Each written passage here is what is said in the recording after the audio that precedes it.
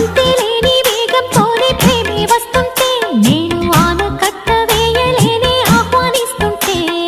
పట్టే తప్పే విరహంలోనే మునిగిపోతుంటే ఇక క్షేమంగానే జీవిస్తాని చెయ్యందిస్తా